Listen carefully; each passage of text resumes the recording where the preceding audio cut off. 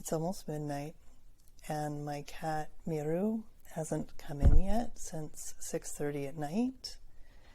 And my dear friend James, who Miru introduced me to a block away, texted me at 6:30 and let me know that he was on his way home because he goes between our houses. I haven't seen him since then. And this is winter. It's going to be 24 degrees Fahrenheit tonight. Right now it's close to that. And I'm still up because I have a hard time going to bed not knowing where he is. So I'm really appreciating the opportunity to have this as a moment of accountability, to be in my practice, being my best self through this. And right now I'm just wanting to feel the feelings. It's like confusion, this swirly in my heart, dizzying, sickening, and fear. Just wanting to push it away, but I don't want to push it away. I want to feel it,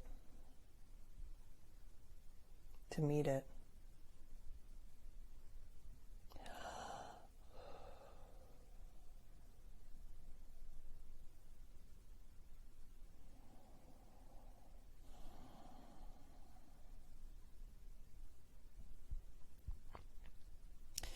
Also trusting that there's so many different stories possible here.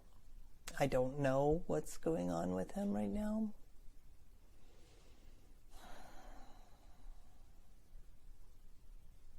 And while I don't know what's going on with him, I don't want to put my attention on worrying about or focusing on the worst possible scenario. In fact, I'd rather put my energy towards priming for a scenario in which I see him. I'm meeting myself with such tenderness right now. It's a stretch for me.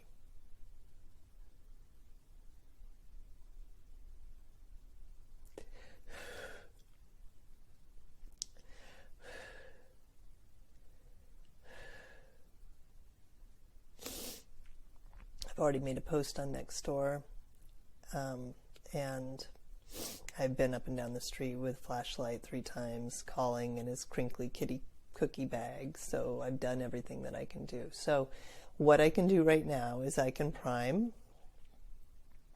And so I am going to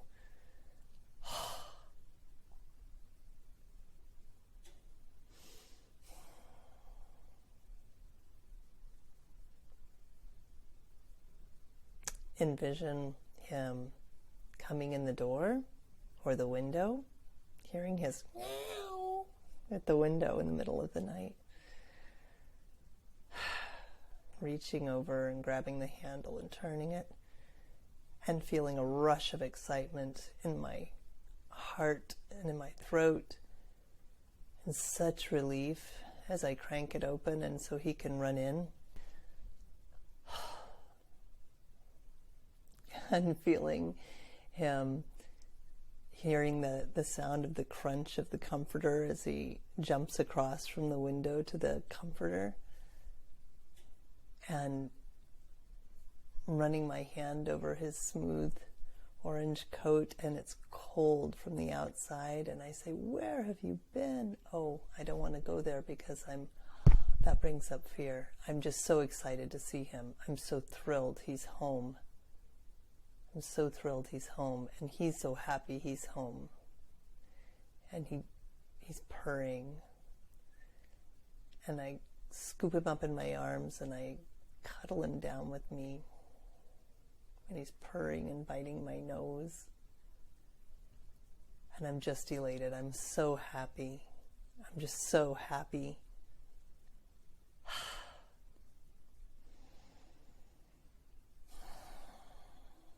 We have such a sweet connection. Oh my gosh. Just holding that so dear, holding my surprise and delight and joy in seeing him.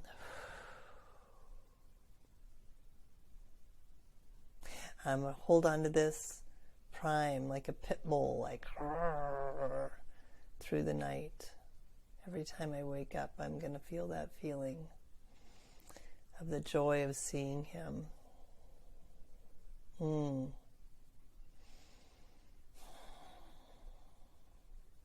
can feel that down in the top of my stomach.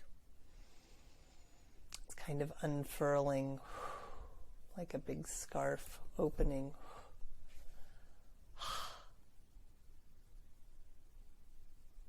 There's some relief there, some softness. That's where I want to put my energy. That's where I want to put my attention. Both because it feels better for me and because I strongly believe that my chances of seeing him again are better if I'm putting that energy out into the universe of sensing him with me in that way and feeling the feelings before the event occurs. So I'm just like digging into it. That's my reality. Yeah, standing by it. I'll keep you posted on how things unfold. Like that scarf inside of me. I have the capacity to do this. I have what it takes to place my attention on this and to feel the feeling of joy of being with him again. And I am going to go to bed and I am going to crack my window open so I'm ready for him, and I am going to feel that feeling of joy and just hold that feeling until I fall asleep. All right, hope you're having a beautiful evening. Thank you for being here with me. I really appreciate having an accountability partner like you on this one. Thank you. Y'all, that was super fast. That was super fast. I left the camera and I was breathing really deeply, like an ujjayi breath. You know, super deep. And I laid down and I kept bringing my focus back and bringing my focus back to that positive and just like the fantasy of who he is, because my gosh, of having him here, because my goodness, like I'd rather use my imagination that way than imagining the worst, right? We don't think anything of it to worry and imagine the worst, but we have an option of imagining the best case scenario. And guess what? Ta-da! Oh my gosh, he's a little bit feisty. I think the cold made him extra feisty. Look at that. Look at that guy. Look at that guy. The lighting's not great, but he's just the most wonderful, handsome kitty. He's just the most wonderful, handsome cat, aren't you? Yes, you are. Feisty guy. I get just so feisty. And James texted me because he showed up at James's. And here's what I'm wondering. What? This is crazy. Okay, so I'm priming with all of me, and because I did it with you, that made it so you had the opportunity to help me, because hear me out. If there's no such thing as time and space, if that continuum which we see as linear going horizontally actually could be tipped, as Joe Dispenza suggests, as I understand it, this way, vertically, like all time is happening like that. Whoa, Collier, you are getting a little ahead of yourself. Let's stop time and do a little explaining. So, if time is not linear and composed of singular moments, but is instead nonlinear, and all moments are happening in no time, in more than 3 dimensions, as I understand to be possible from Dr. Joe's book, Becoming Supernatural, and from his retreats, then the time Miru is lost overlaps the time I, or we, are priming, which overlaps the time of Miru's return. Whether or not this makes sense to you, well, you might not even buy it, but you have to admit that I'm getting a lot of juice from it, right? I mean, look how happy I am. At least it does no harm, and who knows, what if? Then me making a priming with you that gets sent out into the world on the internet, and viewers are coming in and seeing me priming and holding that empathic space with me in the future for who knows how long. My cat is literally like throwing my mittens around.